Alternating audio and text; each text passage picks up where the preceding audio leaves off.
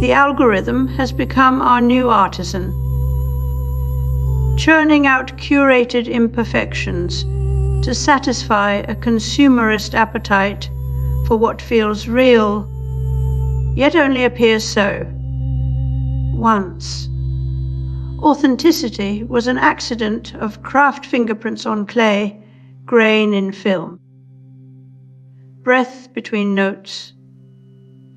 Now it's programmed into the system as carefully as any other output.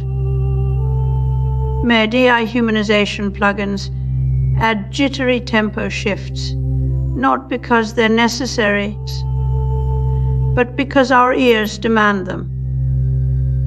Instagram filters mimic Kodak decay to remind us of a past we did. This isn't a new problem. Jean Baudrillard had warned us long ago that we've moved from the real, through representation, into pure simulation, signs of signs,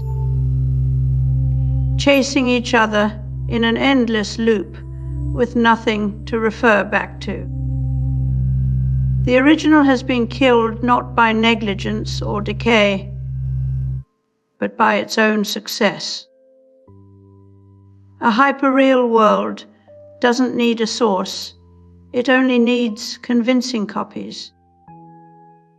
You no longer trust the real, because you've never seen it without filters, effects, and curated nostalgia. What we call authenticity now is just another algorithmic feature. A button labeled Vintage Look, a checkbox for humanized performance. The system doesn't eliminate authenticity. It redefines it. It creates not fakes, but fictions so convincing that the fiction becomes real in itself.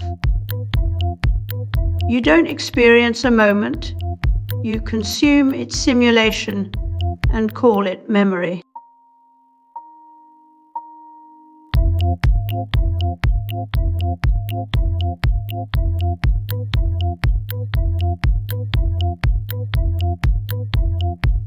In a world where deepfakes can alter memories and AI can write your next tweet, what does it mean to be authentic? Roland Barthes once argued that photographs carry that, has been the evidence of an actual event captured in stillness. But when every image can be edited to look real without being real, the evidentiary force of the original begins to dissolve. What was once a document becomes performance. Authenticity no longer lives in truth, but in impression.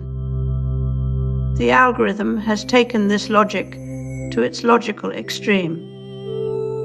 Hand-drawn elements in user interfaces. A.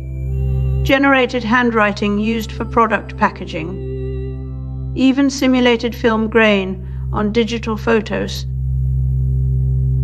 All are designed not to replicate reality, but to perform it. The flaws we once valued as proof of human touch have been digitized and mass-produced. Authenticity is no longer discovered, it's curated.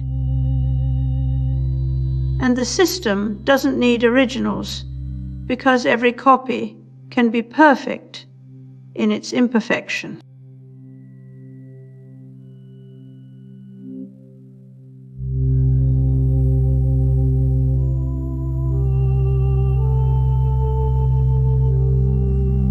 I'm joined by Michael Tracey. He's an anti-AI activist and the founder of the Stop the AI Race movement. Tracey is also the founder and CEO of the Inside View, a media company producing documentaries about AI safety. Michael, welcome to the show. Thank you for being with us. Thanks, Ali, for inviting me. Your background is in AI safety research. You're actually not an outsider to this. You come from inside this world of technology. What's sort of turned you into an activist about AI?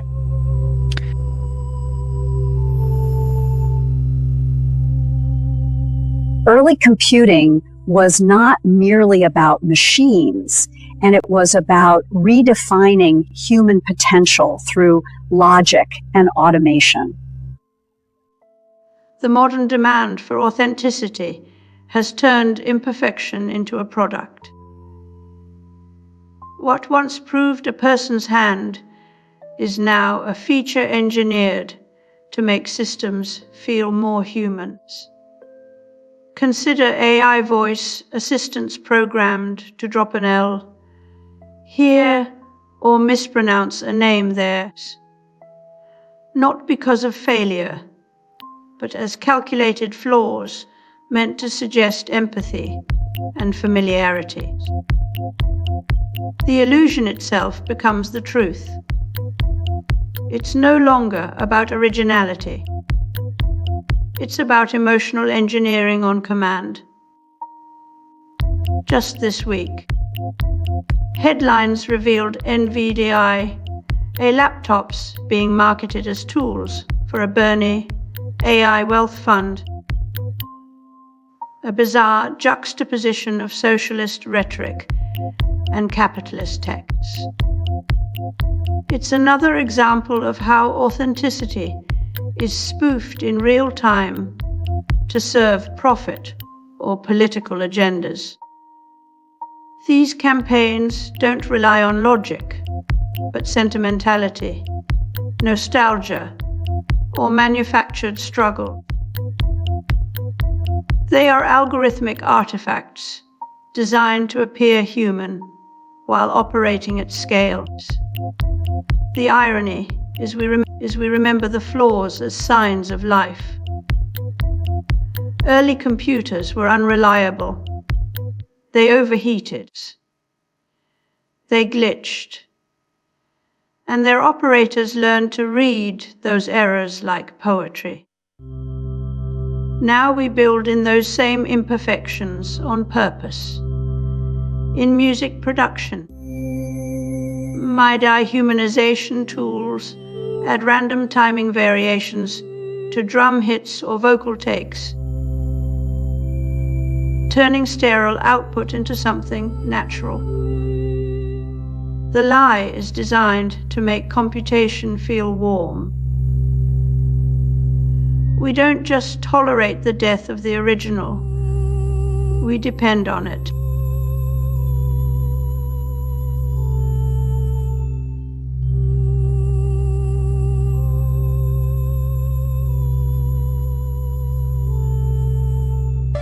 By using a switch, the composer can instruct the computer to play the melody backwards,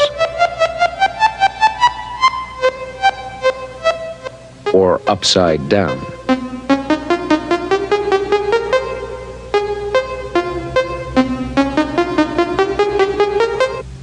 He can change the pitches,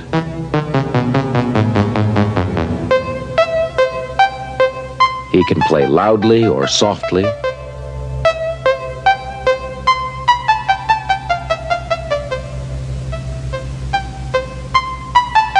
or fast and slow. Neil Postman warned that technology doesn't just change tools, it kaimadrini, our most important terms, reshaping meaning itself. Today we see this in full force as authenticity is no longer discovered, but manufactured. What was once a sacred signifier of originality now functions like a brand logo on anything from art to identities. The system no longer needs originals, it needs the appearance of them. Optimized for consumption and control. Postman foresaw our descent into technopoly, where faith in this new order, trust is manufactured through algorithmic artifacts, and reality becomes whatever the simulation allows. Roland Barthes said significance is a process that undoes itself in language. Now we see how systems undo authenticity at scale. When Postman wrote about television as a philosophy of rhetoric, he hinted at today's deeper crisis, a world where belief must be engineered rather than earned. The death of the original isn't failure. It's victory for a system that no longer needs truth